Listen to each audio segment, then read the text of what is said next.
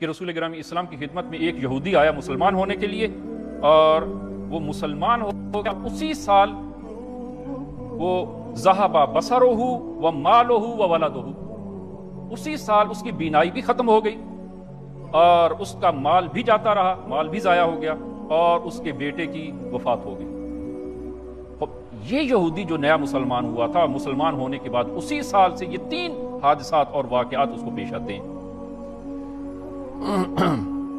یہ شخص جو ہے رسول گرامی اسلام کی خدمت میں آتا ہے، اور حدیث کے جو الفاظ ہیں کہ اس نے اس کو وہ فال بد لیا اور کہا کہ یہ اسلام لانا میرے لیے شوم ہے، میرے لیے شوم ہے۔ عزیزان، انسان مکہ جاتا ہے اور بیت اللہ حج کے لیے یا زیارت کے لیے اور عمرے کے لیے جاتا ہے، اگر انسان وہاں جا کر مریض ہو جائے اور بیمارستان میں پڑے تو کیا اس کو آپ مکے کے کھاتے میں ڈالیں گے؟ یا انسان زیارات کے لیے جاتا ہے اور اس کی عدم موجودگی میں اور سفر کے دوران کسی عزیز کی، کسی قریبی عزیز کی اگر موت واقع ہو جائے تو اس کو کیا زیارت کے کھاتے میں ڈالیں گے کہ نعوذ باللہ یہ میرا سفر زیارت جو ہے وہ شوم ہے، نعوذ باللہ، اور اس سفر کی وجہ سے فلاں عزیز کی موت واقع ہوگی؟ عزیزاً، ایسا نہیں ہے، ایسا نہیں ہے۔ یہ شخص رسول گرامی اسلام کی خدمت میں آتا ہے اور عرض کرتا ہے فجاء الی النبی فتشاءم بالاسلام، اس نے اسلام کو شوم قرار دیا اور کہا یا رسول اللہ کہ جب میں یہودی تھا اس وقت میرے پاس میرا بچہ بھی تھا، میرا مال بھی میرے پاس تھا، اور میری بینائی بھی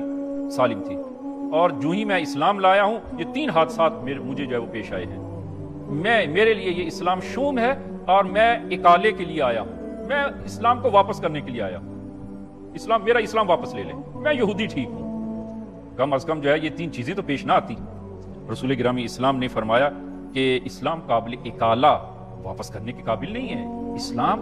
ایک اعتقاد ہے کہ انسان خدا اور رسول ہو اور آخری نبی کا معتقد ہو، ایک عقیدہ ہے۔ اور یہ جو واقعات پیش آئے ہیں یہ اس سال کے ساتھ مصادف اور ہمراہ ہو گئی ہیں۔